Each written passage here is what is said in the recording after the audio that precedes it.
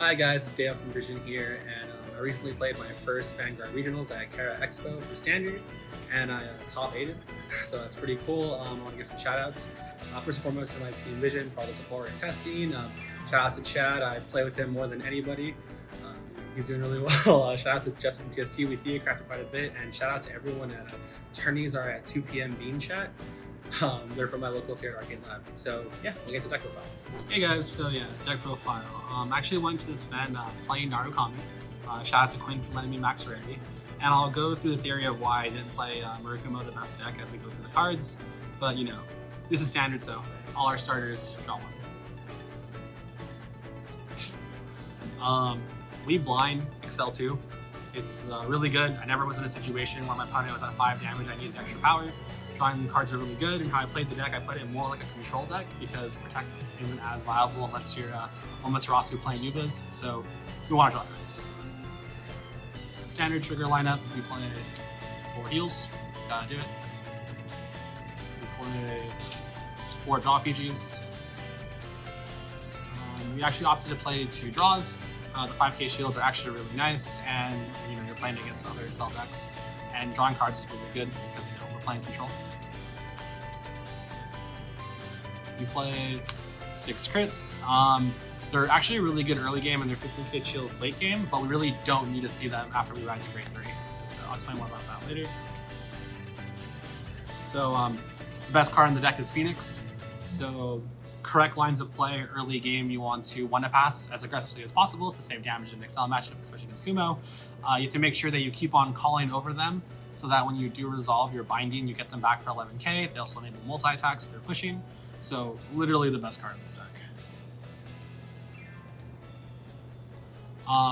Your ideal ride going second, drawing card is really good. It's 11k booster most of the time, and for some reason a lot of people don't block it on Vanguard, so you get a draw card. And we're just trying to draw cards. We play 3 Bolt Capture Dragon. I really don't like this card, but it's good when you have it. Japan runs it at 3 because people play Nemain, people play Million Rat in the back row. So we need to make sure that we get it off for efficient bindings. We don't have to keep on using our counterblast. So 3 is ideal to see it, and it's still a 10k shield. I love this card. It's really good with drill. It procs twice. A lot of people don't know that. 3k helps make magic numbers, and blocking sentinels means you can go for like push games when you're at 5 damage against your opponent. It's really good. For grade 2s, this is actually the best card in the deck. So draws you a card, once again, really good. It gets big mixed numbers, and it buffs itself and all rear guard and vanguard buster dragons. So people forget that, so when you're trying to push, like you can actually get a lot more numbers and people don't expect it because they think it only helps vanguard. So people aren't informed, you just get more damage out. This is the second best grade 2 because you don't use your soul for anything. So being able to soul blast to bind is really good. It hits magic numbers on XL2 for 22. And most importantly, if you're forced to ride a Phoenix, make sure you soul blast the Phoenix so it's in your grave. So this is the worst card in the deck. And I'll tell everybody because we don't care about restanding this card. It's really bad. It's a 9k and it's a 14k on your XL2, so it does nothing. I really don't like this card. I probably use it more for its Counterblast 1 skill to bind more than anything, but we don't have a lot of options. I think if I play this deck moving forward, I'd rather play the 12k, 10k promo that only attacks when I have no front row, but we'll see. So obviously everyone knows GBD is like the best card. It's why everyone plays the deck.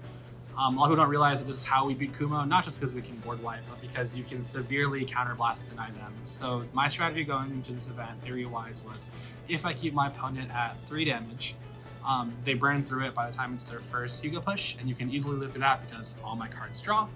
And then after that point, you just stay on GBD, counterblast 1, because they're still trying to kill you. And you wipe their board, and eventually they go anemic, and then you just swing for game.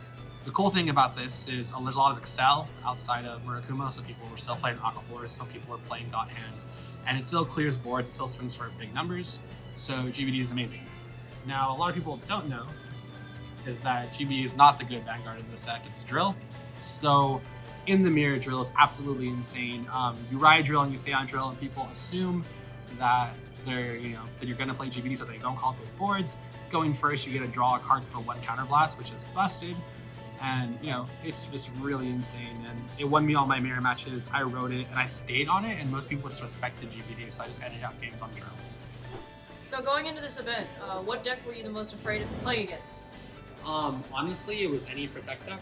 So we have a really hard matchup against Nubas. I learned that with testing with Amaterasu.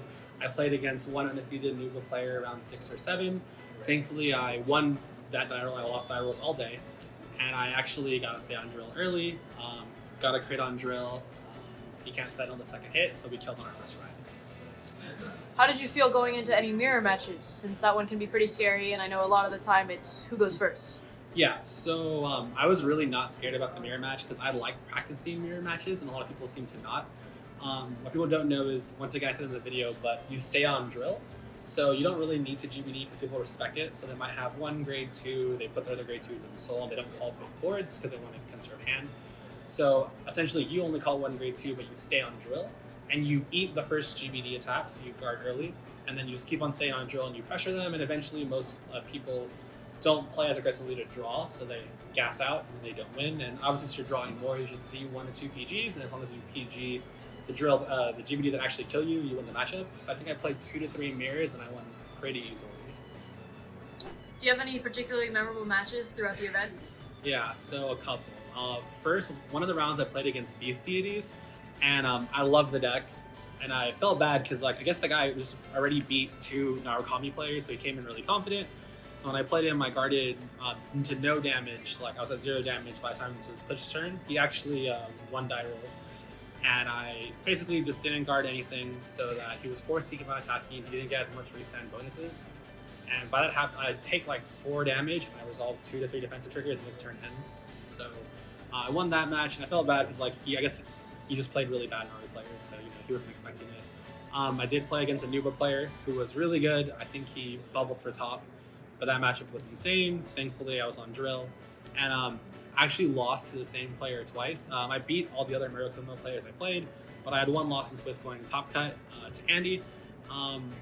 If I remember correctly, in that game, he resolved 2 draw PGs and he healed twice throughout the game, and then checked 2 draw PGs, and I was already on GB against Muraz, so 2 of my turns are dead. So my strategy doesn't work if I can't take cards out of their hands, so he was able to build up and then go for a push turn. In top cut, when I played against him again, I lost Cyrus roll, and by the time I rode to my first G3 going second, I saw 6 G3s, including that card. So I had no guard value. He did his weak push turn for Muraz Yuga and was able to kill me. Those are probably my most memorable matchups. Aside from that, it was a lot of Excel, so I killed a lot of Muraz, won all my mirrors, and then 1 protect against Nubas. I didn't get to see any Force clans. I know there were people that day playing Genesis and Gear Chronicle, but yeah, I guess I just dodged. How do you feel about Narukami going into the newer metas with newer support, especially with BT on the horizon again with Riviere? So I'll definitely be playing BT for singles. There's no question. I love tier 0 formats. I'm a fan of BT. In teams, I probably won't be playing BT. I definitely plan on being in seat B, so I'll leave BT to our seat A player, probably Chad. But I think Naru has a really good shot. I think it also has a really good BT matchup because we can deal with their board because GBD is a card. As far as other decks go, we already had a strong Shadows matchup, and I feel like you do the exact same thing against Pale Moon. You keep them at 3 CB, they have 1 push turn with Lukier, and then they just fizzle. So I think it's really good. I hope that the new support does bind from hand. It seems like a good thing to do. I am waiting to see what Claret Dragon does and what Aqua does, because I do think that Maelstrom plus front triggers are absolutely insane. So if Aquas get a little bit more support, I might be playing them instead. And then last question. So this being your first Vanguard event, we know that you've been to Yu-Gi-Oh events before and you're very good at that. But did anything feel any different, or how did it feel, topping the first Vanguard event you've ever been to? Yeah, so I'm okay at Yu-Gi-Oh. I go to nationals. I haven't gotten an actual top 8 in Yu-Gi-Oh. I get to play against some really good jobbers and players at Area 51 locals, and people at VPC. Shout out to Team Baby, the Yu-Gi-Oh team I'm on. But it definitely felt very similar. Everyone's there competing. It's a large-scale event. It definitely felt a little bit more competitive than a regional, but less competitive than a YCS. This may have been my first official Vanguard regional, but the reason I was able to get into Vision other than writing was from recommendations from China and Bailey and Chad, because I did really well at the shop challenge scene. I got into Vanguard competitively after not day 2ing Yu-Gi-Oh! Nationals. I went to every single shop challenge I could in the Central Valley / NorCal area. I was in the finals for over 8. So I did grind out a lot competitively. I got to do a lot of CFA testing with Amaterasu and Chad. I don't think I felt well prepped. A lot of people don't take other game logics into Vanguard, and I feel like my Narukami strategy makes a lot of sense when you hear it. When you talk to most Narukami players, they're like, oh, GBD is big, control stamps twice. They don't think about how important CB9 is or how important active drawing is. But yeah, going to my first event, I topped, and it's funny because standard is not my format. I love premium way more, as everyone knows. And I walked into premium saying, I hope I do better, because if I don't top in premium, what does that say about me as a player? And yeah, we won that one, so that's what counts. And do you have any advice for anyone new going to their first big event or anything of that scale? Yeah, so obviously the first thing people say is play best deck. You don't need to. Playing any relevant deck is important, though. I feel like right now we all know about, like before BT drops, it'd be like, oh, Murakumo, Shadows, Pale Moon, Tachi, and Naru. People forget that Aqua Force is very viable. I feel like you should play a deck that has a win condition that can compete in the current meta, and I feel like you should know what every other deck does. Because if you play against Beast Deities and you're used to God Hand and you don't know that you should guard early, you lose. And if you don't know you should take damage, you lose. If you play against Shadows and you don't know how their Blaster Dark works with Mordred and you don't bind them, you lose. So I feel like matchup knowledge is the biggest thing. Go to locals, go to shop challenges, read articles on Vision. It helps out. But yeah, if you're a new player, hit me up. Like, ask anyone in Vision. We have a community Discord. Everyone's super helpful. I know a lot of people help me ramp up really quickly.